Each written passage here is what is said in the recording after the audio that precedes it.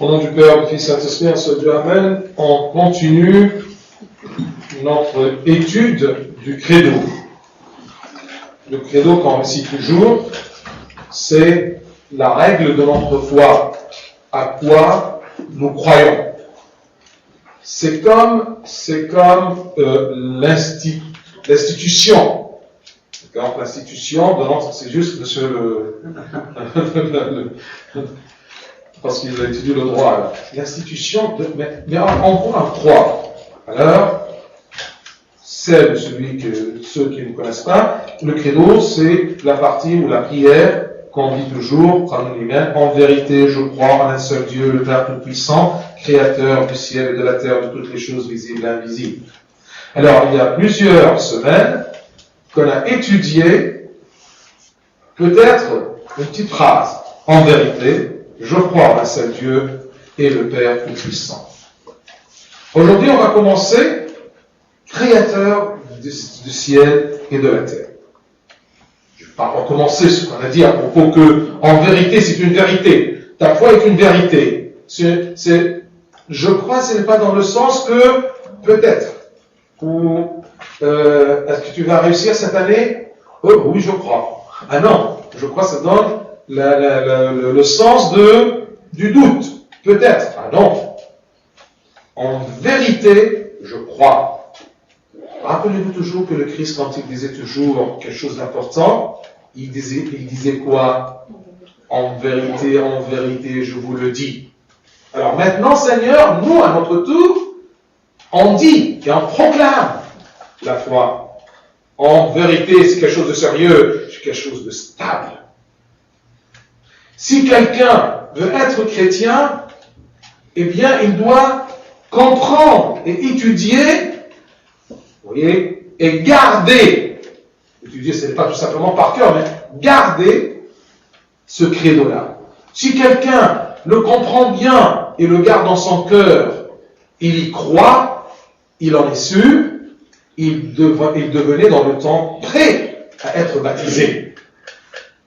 Mais il y a des gens qui peuvent se baptiser, tout simplement, oui, chrétien, Jésus-Christ, Noël, d'accord, bien, se marier avec quelqu'un qui est chrétien, et après, voici tout. Mais non. Être chrétien vraiment, c'est quelqu'un qui cherche la vérité. Et à un moment, il dit, en vérité, je crois. Nous, les chrétiens, on croit en quoi? En qui? En un seul Dieu. Vous vous rappelez bien le mot omnipotent. Un seul Dieu. On a commencé, on a fait plusieurs séances à propos de prouver que on ne peut pas avoir qu'un seul Dieu et ça ne peut pas exister qu'un seul Dieu. Je ne vais pas recommencer, mais on continue. Et le Père Tout-Puissant, il contrôle tout. Il nous protège. Et la dernière fois, on a pris le psaume 123, où David, il parle à propos de la protection de Dieu. Que si Dieu n'était pas avec nous, d'accord, nos ennemis, nous auraient avalés, engloutis, vivants. Et nous, vis-à-vis du mal, avec la protection de Dieu, psaume 123, eh bien, nous sommes comme un piège cassé et l'oiseau s'est échappé. Alors, le Père Tout-Puissant, encore aussi, il se perd. Attention, on parle toujours à propos du Père. Dans le credo, vous allez voir qu'il y a une partie qui parle à propos du Père, une partie qui parle à propos du Fils, notre Seigneur, une partie de l'Esprit Saint. Et de cette façon-là, en terminant le credo, vous allez y trouver tous les éléments, d'accord, tous les points, tout le dogme de notre foi. On croit en quoi? Ensuite, créateur du ciel et de la terre. Sur le mot de créateur, on doit s'arrêter un peu. C'est du français. Mais parfois, on ne comprend pas qu'est-ce que ça veut dire créateur. Qu'est-ce qu'un créateur? Avec toute la famille. Créateur, création, créer. Qu'est-ce qu'un créateur? C'est donner vie à quelque chose. Non? donner vie à quelque chose. Ah, il y a un mot ici qui a sauté. Donner une existence à quelque chose qui n'existait pas. Donner la vie, c'est un peu... Oui, mais c'est ça. Mais attention. Là, c'est pas clair dans ma tête. Quelle est la différence entre créer et inventer? Et parfois, vous utilisez les deux termes pour la même chose. Inventer. Moi, je suis, par exemple... Oui, monsieur le magistrat, une minute, d'accord? Moi, par exemple, ingénieur, et je dis, ah oui, j'ai créé cette lampe halogène. Ah, parfois, hein, surtout les ingénieurs ou les chercheurs, j'ai créé, d'accord? Dans le laboratoire, vraiment, on a trouvé, mais parfois dans le sens que on a vraiment créé un vaccin pour telle maladie. Quelle est la différence entre créer, les ingénieurs, parce que vous créez des bâtiments? Est-ce que ça se dit dans votre langage? D'accord? Oui. Et ils disent, ces messieurs ingénieurs, d'accord, qu'ils ont créé des bâtiments. Est-ce que c'est vrai? On dit plutôt créer une perspective. Attention, on va commencer à être dans le flou, hein, créer des idées. Hein. Non, attention, maintenant je parle à propos de créer un bâtiment. Pour inventer. Quelle est la différence entre créer et inventer? Je veux quelqu'un qui me fait comprendre, hein, et que ce soit précis, hein, que ce soit clair. Monsieur Mathieu. Pardon? Michael, toujours c'est Mathieu. On m'a inventé quelque chose qu'on ne connaissait pas, qui n'existait pas du tout. Attention. Et créer, créer, c'est quelque chose qu'on connaissait déjà. Non, c'est mieux que inventer? Hein? Créer et inventer. Hein. Inventer, c'est quelque chose qu'on ne connaissait pas. Qu'on a inventé, je sais pas. Non, inventer, c'est mentir. Ah non, c'est pas vrai. Ah non, tu viens un peu en retard, alors tu rentres comme ça, comme un TGV, d'accord? Non. Inventer, oui, exactement. D'accord? Mentir, non, c'est pas ça. Attention, Mariam, là, on veut la différence entre créer et inventer. Hein, c'est plus clair maintenant la question? Ah, d'accord. Mais bien sûr, inventer, c'est bien cet exemple-là, je vais l'utiliser un peu plus tard. D'accord? De mentir. Mais maintenant, créer et inventer. Ah. Michael, il a c'est parce que on dit notre Dieu, c'est notre créateur. Et dans le credo, on dit, d'accord, le créateur. Alors, quand on invente quelque chose, c'est à partir de quelque chose qu'on peut faire déjà. Par exemple, un immeuble, c'est à partir des pierres, des bétons, alors que créer, c'est à partir de néons. On a du chaga, boum, on a créé quelque chose. Exactement.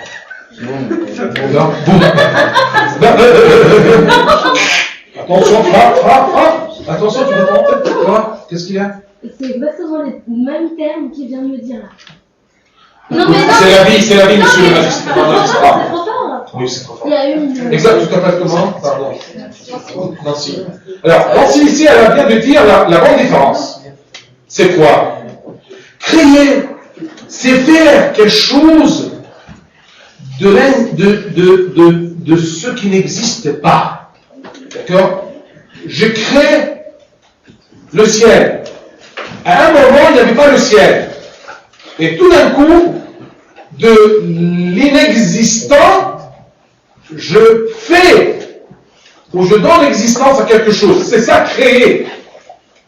Mais inventer, c'est quoi?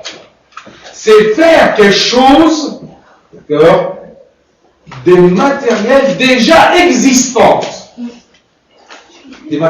C'est clair? Hein? Est-ce qu'il y a quelqu'un qui c'est pas clair dans sa tête? Au fond, est-ce que c'est clair?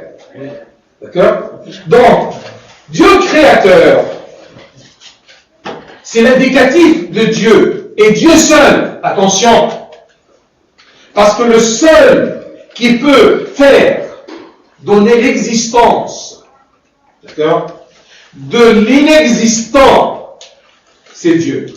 Il fait boum, de rien, d'accord? Si je vous montre ma main, la magie un peu, d'accord? Va bien, d'accord? Rien du tout, d'accord? Je ferme, il n'y a rien dans ma main, d'accord? Et je fais comme ça un poussin. Donc j'ai créé. Bien sûr, la magie c'est autre chose, d'accord? C'est trompeuse, hein? Laissez tomber. Inventer, je peux inventer une machine à laver. Alors, je cherche des fils, je cherche de l'acier, je cherche un moteur, je cherche un tambour, je cherche une partie de vitre, je cherche et j'invente avec ces choses préexistantes. Alors, est-ce que Dieu est inventeur? Non, il est créateur. Et c'est ça l'indicatif de Dieu. Que ce soit clair à quelqu'un dans votre entourage qui ne comprend pas qu'est-ce que ça veut dire création, pour lui expliquer créer, vous devrez toujours citer l'invention ou inventer. Donc, ne dites pas qu'inventer, d'accord, c'est comme mentir. Pourquoi on dit inventer? Parce que quand on ment, on cite des choses, oui, qui n'existent pas, mais ça existe dans la tête des gens. Par exemple, j'ai vu un chameau. J'invente, hein, je bluffe là. D'accord? Je bluffe? Je bluffe. Alors, je bluffe en disant, d'accord, j'ai vu un chameau. D'accord? C'est mentir, je n'ai pas vu, mais ça existe dans ta tête, dans ton dictionnaire, dans ton lexique. D'accord? Que ça existe. Boire, yeux, chameau. Alors tu peux croire, j'ai inventé. Messieurs, les ingénieurs, ils inventent ou ils créent des quoi? Qu'est-ce que tu as dit? Des perspectives. Et tu peux créer une idée. En vérité, c'est une façon de parler, mais tu ne crées pas parce que l'idée qui te vient, il vient toujours sur des bases, d'accord, déjà connues par l'être humain. D'accord? Même, soyez sûr qu'un chercheur, quand il cherche un vaccin, mais attention, ce vaccin-là, ce sont des formules chimiques qui existent déjà. Et c'est ça qu'on cherche, qui est l'origine de la vie. D'accord? L'eau, H2O, oui. D'accord? Tu ne peux pas dire qu'une personne, d'accord, a créé l'eau. Ah non, monsieur, d'accord, tu peux prendre 2 atomes d'hydrogène, un atome d'oxygène, d'accord, tu fais de l'eau. Tu inventes de l'eau ou tu fabriques. D'accord? On a créé une nouvelle Renault. Non, c'est faux. D'accord? On a industrialisé ou on a fait quelque chose qui déjà existait. Donc, créateur, quand je dis je crois en un seul Dieu, le Père Tout-Puissant, créateur. Donc, c'est un indicatif de Dieu. Attention, et Dieu lui seul. Il n'y a qu'un seul créateur. C'est une chose omnipotente aussi. D'accord? On ne peut pas avoir plusieurs créateurs. D'accord? Donc, créer, c'est créer des créatures du néant et de l'inexistant. La raison humaine ne peut que inventer, mais elle ne peut pas créer. La raison humaine, entre nous, avant de continuer, qui m'a donné la raison? Qui a créé cette raison? D'accord? Eh bien, c'est Dieu. N'oublions pas que d'après notre foi, d'accord, nous sommes de la poussière, et on va voir un peu plus tard, de la poussière, et on n'a plus la raison. Avec la raison, on invente. Et à un moment, on se croit des créateurs, on dit, oh non, nous sommes des dieux. C'est comme le dieu de la chimie. Et maintenant, c'est faux. D'accord? On peut faire un dieu de notre point de vue, avec une petite idée, mais le grand D, c'est un seul. Et c'est le seul là qui est créateur de toutes choses visibles et invisibles. C'est très précis le credo. D'accord? Alors, l'homme, avec toute son intelligence, je vous donne des éléments pour que ce soit clair, et incrusté dans ta façon de penser, ta façon d'exprimer ta foi. Parce que parfois, on te demande, mais tu crois? Oui, Dieu, c'est quoi Dieu? C'est quoi Dieu? Tu peux lui dire, c'est le Créateur. créateur, oui, tu commences à lui expliquer qu'est-ce que ça veut dire créer et inventer. L'homme avec toute son intelligence, toute sa science, toute sa connaissance. Intelligence, science, connaissance, n'est qu'un simple inventeur et non pas un créateur. C'est très important que tu commences à défendre ta foi dans Dieu, le Créateur, en disant qu'on ne peut pas trouver un autre. D'accord? Et de cette façon-là, tu prouves l'unité de ce Dieu, un seul Dieu, ce que tu viens de dire dans ton credo. En vérité, je crois en un seul Dieu, le Père Tout-Puissant. Vous voyez? Alors, ne dites pas que l'homme se fait un Dieu. Non. L'homme ne peut pas se faire un Dieu. Un vrai Dieu, hein, attention, un D majuscule. Ça, ce sont des termes, des choses, des personnes athées, d'une raison dans une tête ou dans une conscience athée. On refuse Dieu. D'accord, on ne le voit pas. Il croit que ce Dieu-là, c'est quelque chose qu'il peut le voir avec ses yeux comme n'importe quelle une matière existante. Tout ce que l'homme a inventé fut le fruit d'une raison que Dieu lui a créée. Parce que la raison de l'homme vient d'où? Il n'y avait pas une matière. Vous voyez? Rien. Il lui a créé sa raison. Alors, tout ce que l'homme a inventé fut le fruit d'une raison. Et même cette raison-là, ça n'appartient pas à l'homme. Vous voyez? Il y a des gens qui sont vraiment très gonflés. D'accord? Un génie en mathématiques ou en médecine, en chirurgie. Il commence à se sentir en lui-même qu'il est brave. C'est lui qui a fait. C'est lui. Oh, stop! L'origine de tout ce que tu fais, c'est quoi? C'est ta raison, ton intelligence. Et c'est ça ce que les gens simples, comme nos grands-parents ou même nos parents qui viennent de la terre de la foi pure, il vous dit, c'est Dieu qui fait tout. Ben comment c'est Dieu qui fait tout? Ah non, non, attention. D'accord? C'est une façon très simple de s'exprimer. Mais en vérité, si toi tu fais tout, mais tu fais avec quoi? Avec la raison. Et qui t'a fait la raison? Mais c'est Dieu. D'accord? Vous voyez le sens? D'accord? Alors c'est ça. Alors les gens sont simples quand ils disent simples dans leur façon d'exprimer, mais très profonds dans ce qu'ils croient. Alors c'est Dieu qui fait tout. Ah oui, alors si je suis bête, je descends le territoire, d'accord, il y a une voiture qui vient, c'est Dieu qui a fait ça. Non, attention. C'est une raison, c'est ta raison toujours, d'accord, mais une raison égarée un peu. Mais c'est la raison. Ça va? D'accord? C'est clair? Tout ça dans un seul nom, créateur. C'est ça notre foi, attention. Et c'est facile. D'accord? C'est facile quand il y a quelqu'un qui vient m'attaquer dans ce que je crois, puisque je crois dans un Dieu, dans Dieu. D'accord? Vous commencez à perdre le pédale. Non, ça ne marche pas. Donc, tout ce que l'on a inventé fut le fruit d'une raison que Dieu lui a créée. Il a fait ses inventions, l'homme, de la matière que Dieu a créée. Il a fait toutes ses inventions, d'accord, des matières.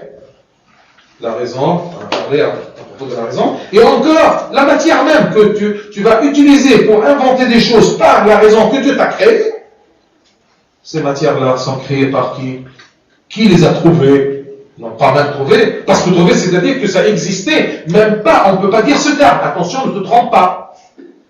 Non, il a créé, parce qu'il est créateur. Il n'a pas trouvé, parce qu'on trouve quelque chose qui existe. Oui ou non?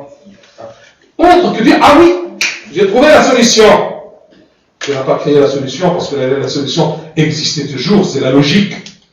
D'accord? Mais tu l'as trouvé, que ce soit un peu tard ou un peu tôt, d'accord? Alors ça, c'est du nouveau de ta raison, que même Dieu t'a donné. Mais tu as trouvé la solution, elle existait toujours.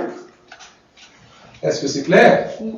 Je crois en Dieu, d'accord, créateur. Je vais dire un mot ou une phrase. Laissez maintenant les athées. Mais que vous comprenez, Dieu est Fils. Je vais vous dire une phrase très théologique, mais très simple. Puisqu'on a compris maintenant la raison, la création, l'invention, l'homme, et sa raison, les matières existantes et tout ça. Le Père a créé tout par le Fils. Qui peut m'expliquer ça? Le Père a créé tout par le Fils. Le Fils avec un F majuscule, le Père avec un P. Qu'est-ce que c'est Avec un P. pour les chrétiens? Avec un P majuscule. Ah, d'accord. Qu'est-ce que j'ai dit? Non, non, C'est non, marrant. Avec un B? P. Oui. Non, non, non. Un P majuscule. P. Ah, mais bien sûr, Père avec un P majuscule. Non, Bah oui. La raison.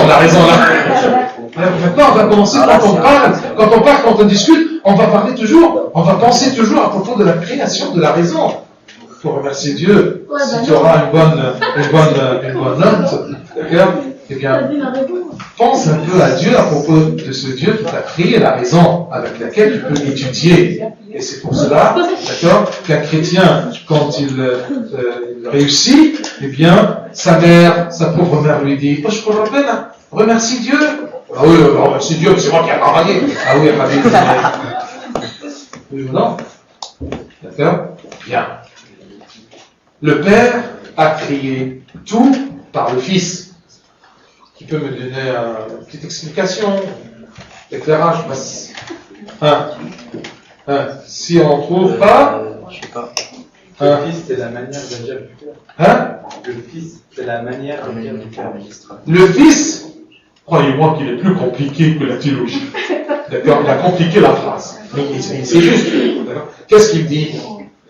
Le Fils est la manière, d'accord, du Père d'agir, de penser.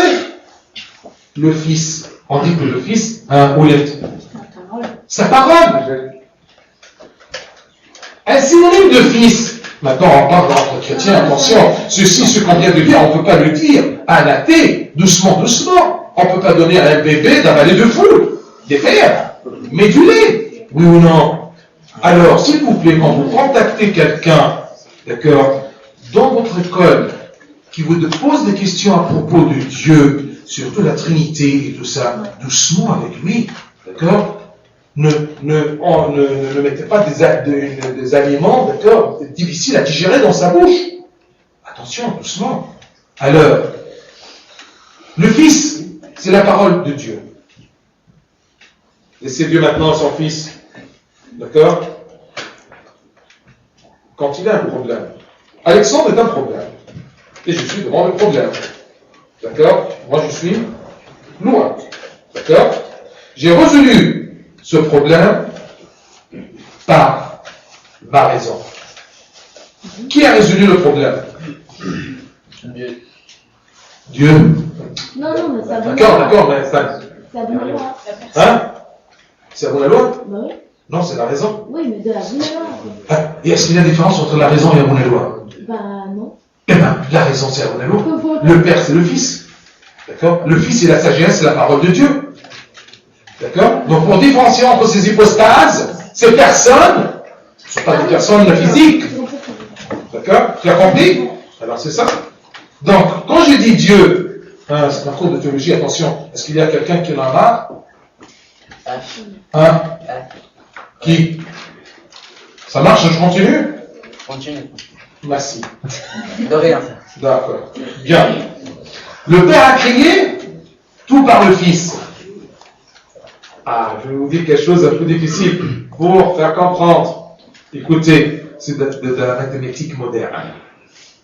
Mathématique moderne. Mais théologique. Le Fils est la raison verbale de Dieu ou le verbe raisonnable de Dieu. D'accord. Bien, je recommence. Le Fils est la raison verbale de Dieu. Ta raison, ou plutôt ta parole, c'est ce que tu penses, mais prononcé. Et bien, ta parole est la raison verbale qui sort à travers les lettres, le verbe. Hein? Oui, exprimé par D'accord? Des lettres, pas des paroles. La pensée, oui, d'accord. Alors, si on dit que Dieu le Père, Dieu, puisqu'il est vivant, il a une sagesse, une raison. Oui ou non? Et puisque cette sagesse-là, elle doit être exprimée, elle s'exprime par la parole. Oui ou non? J'ai une idée. Là-dedans. Je l'ai maintenant. Tu l'as su? Comment tu vas la savoir? Par ma parole. Je vais te tuer. Donc, ma parole, je vais te tuer, c'est ma raison verbale. Donc, le Fils est la raison de Dieu, mais verbale. Et c'est comment? Ici, la raison, pour ma parole, c'est exprimé par des lettres. Je vais te tuer, une phrase grammaticale avec un verbe et tout ça. La parole de Dieu le Père, c'est exprimé comment? Sa parole, au lieu de prendre la forme des lettres, elle a pris la forme d'un homme humain. C'est incarné. Il a pris chair. Il s'est fait homme. Cette phrase-là, c'est dans la messe. Il s'est incarné. Et s'est fait homme. C'est incarné, c'est-à-dire il a pris une forme visible. D'accord? Une forme visible que tu peux voir avec les éléments de tes yeux physiques. Mais il s'est incarné, c'est-à-dire on peut le voir, le sentir, oui, mais sous forme de quoi? Il s'est fait homme. Il s'est incarné, il s'est fait homme. Ça c'est dans la messe. Tu pourras facilement dire, mais il s'est incarné à quoi c'est tout? Ah non! S'incarner, c'est-à-dire se manifester, se montrer sous n'importe quelle forme. Mais c'est fait homme, c'est-à-dire je me suis manifesté sous la forme de l'homme, ou en prenant l'homme. Donc, le Père a créé tout par son Fils, par sa parole. Cette parole-là qui s'était incarnée par nous. Et le Fils, tout ça c'est l'explication de la Trinité. D'accord? Tout ça c'est dans la création. Dieu a créé tout le monde. D'accord? Il a fermé les yeux. Mais quoi? D'accord? Puisque Dieu est vivant, Allah Hayy. D'accord? Eh bien, tout simplement, on dit que puisqu'il est Hayy, puisqu'il est vivant, donc il a une sagesse. Et cette sagesse-là s'est manifestée en s'incarner ou en se faisant homme. Ça c'est le Fils, ça c'est le Christ. C'est bien pour ça à la preuve de Noël. D'accord? Le Fils, Jésus-Christ, d'accord, est la raison verbale de Dieu. Ou le verbe, la parole, raisonnable de Dieu. On continue. Je vous ai cherché des versets. Regardez les versets. Écoutez les versets. Parce que tout ce que je viens de vous dire, ce n'est pas la pensée de Abu Nanoua ou d'un père de l'Église, non. C'est l'évangile dans lequel on croit. D'accord? C'est ça.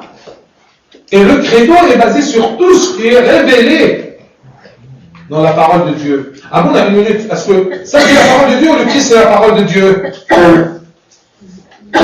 Mais tout ce que c'est écrit là, Dieu l'a prononcé, que ce soit à travers l'incarnation de son Père et de son Fils, d'accord, ou quand il a révélé sa pensée, sa parole à travers les apôtres, d'accord, Saint Paul, Saint Jacques et Saint Jean, ainsi de suite. Écoutez ce verset. C'est Saint Paul. C'est quoi alors la différence entre le verbe représenté par le Christ et le verbe que le Christ, que Dieu fait passer à travers les prophètes? Parce qu'à travers les prophètes, Dieu s'exprime. Oui. À travers le Christ, Dieu s'exprime. Oui. Et c'est quoi la différence? À un moment, Dieu s'est exprimé au commencement par la prophétie, c'est-à-dire par la révélation. Vous voyez, la pensée de Dieu s'est révélée à travers les prophètes. Mais les gens, ils n'ont pas compris tout à fait par les prophètes. Pour cela, ils ont tué les prophètes. Hein? Et ensuite, le rôle du Christ, ce n'est pas tout simplement de révéler la pensée de Dieu, parce qu'il est la pensée de Dieu, mais il y a aussi le salut. Il doit être immolé, crucifié pour te sauver. Hein? C'est clair? Et dans l'épître, un des épîtres de Saint Paul, c'est écrit que, après que Dieu a parlé à ses hommes, par les prophètes, d'accord? Il les a parlé à la fin des temps par son Fils. C'est clair? Bien, continuons. Ça, c'est le verset. Il est Christ, puissance de Dieu et sagesse de Dieu. Le Christ est quoi? La sagesse de Dieu, incarné, qui s'est fait homme. Et la puissance de Dieu. Hein, c'est lourd à la fin de la journée de dire ces choses? C'est un peu dur? Ah non, non. Bah, c'est ça, parce qu'elle a une quantité de raisons, hein, Dieu l'a vu à créer une raison, elle oublie les autres. Hein. Et il y a des bus, bah, tous les gens passent pour toi, tu es le 5e qui passe. Ah, c'est le téléphone. Hein, on continue un peu, on se relaxe un peu avec un chant. On continue. Hein, on continue. Un verset, au Corinthiens 1, chapitre 1, verset 24, c'est pas la peine de retenir ça, mais le Christ, il est puissance de Dieu, sagesse de Dieu. Puissance de Dieu, par laquelle Dieu, d'accord, agisse. Il a envoyé le Christ comme puissance pour dire aux pharisiens, vous êtes faux. Puissance pour que sur la croix, il a écrasé la mort. Dieu, il agisse à travers le Christ. Il est Christ, puissance de Dieu et sagesse de Dieu.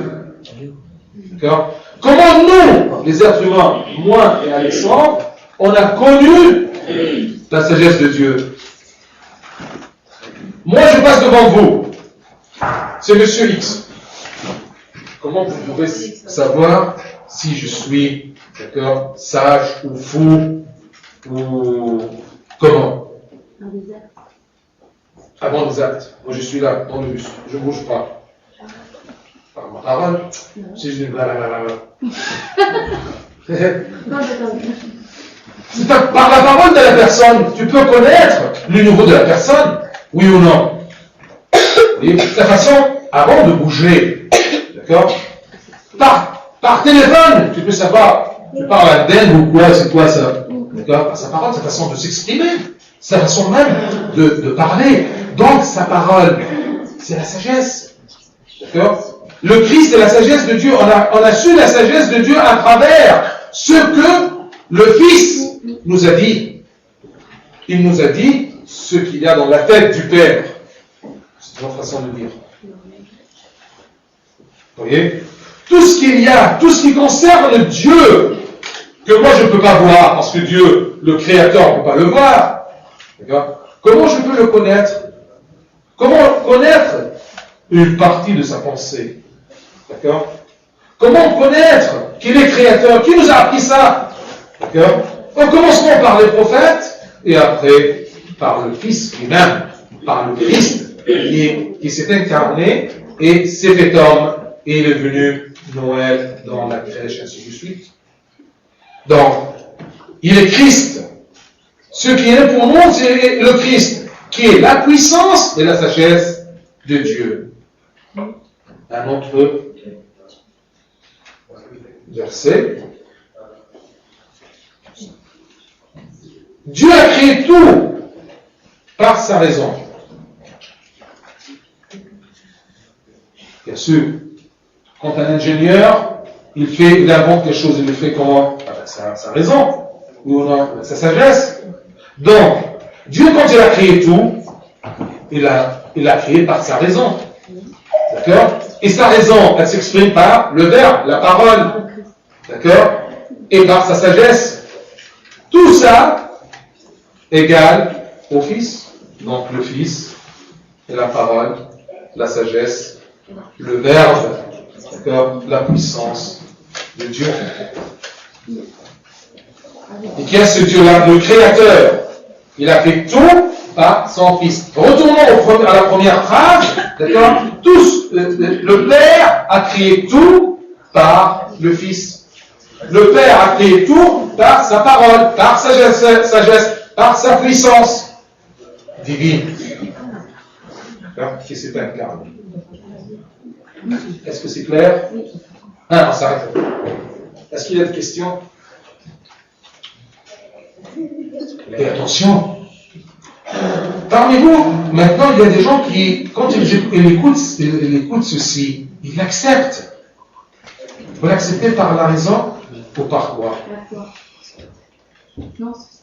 Les deux ensemble. Par la raison que Dieu t'a donnée, mais illuminé par la foi. Et ça, c'est la différence entre la facilité avec laquelle un baptisé peut accepter le credo ou ce qu'il y a là-dedans. Vous voyez, il y a des choses que si je prends Alexandre et un autre être humain qui a 2 jambes et 2 pieds, d'accord, et 2 mains et une cervelle, d'accord, quelle est la différence entre ces deux-là? Que Alexandre, il y a l'Esprit de Dieu, attention, on dit Dieu le Père, sa parole le Fils et l'Esprit de Dieu qui est en lui. Et c'est ça le baptême. C'est toute une histoire, le baptême dont on va parler. D'accord? À la fin du credo. En seul baptême et tout ce truc-là. D'accord? C'est clair? Je veux qu'on sorte aujourd'hui en comprenant que notre Dieu est le Créateur. C'est clair? Et il crée par sa sagesse, par son verbe, sa raison. C'est quoi? Le verbe.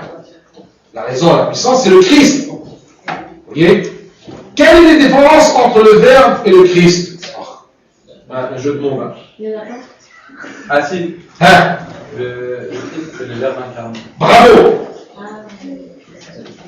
Vous avez vu? Maintenant, c'est un petit théologien. Il a compris le truc. Je répète ceci. Quelle est la différence quand je dis le verbe et le Christ? Oui, c'est le même, mais bien sûr. D'accord?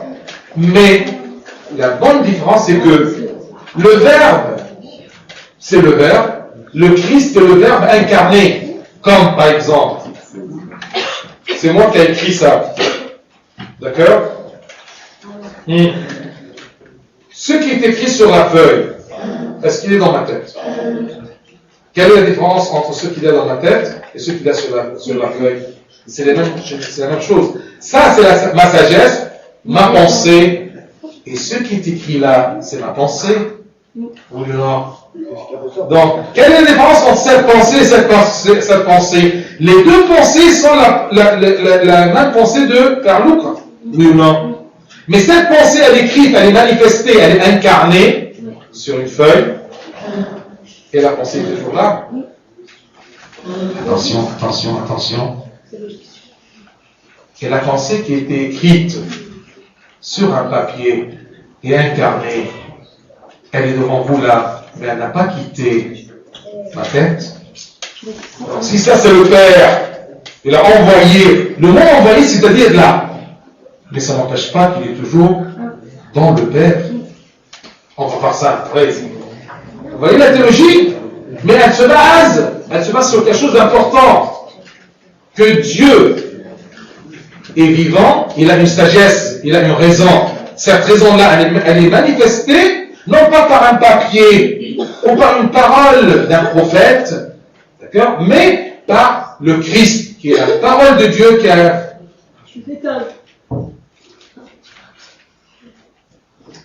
La parole de Dieu qui a pris la forme d'un homme.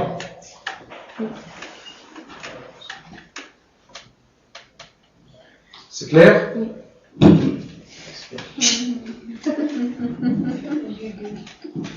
Est-ce qu'il y a des questions?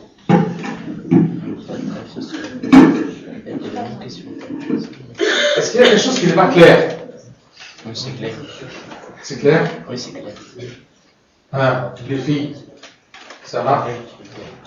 Ce qu'on vient de dire, c'est vraiment la racine ou la base de tout ce qu'on dit théologie. théologie. Et ça nous fait peur, la théologie. Et bien c'est ça la théologie. On fait un chant. D'accord? Jusqu'à ce que, c'est prêt? D'accord. Jusqu'à ce que vous me posez une question après. D'accord? Je vous rappelle toujours que c'est à 6h30 qu'on commence la réunion. Donc vous pouvez venir à l'heure si vous n'avez pas des écoles ou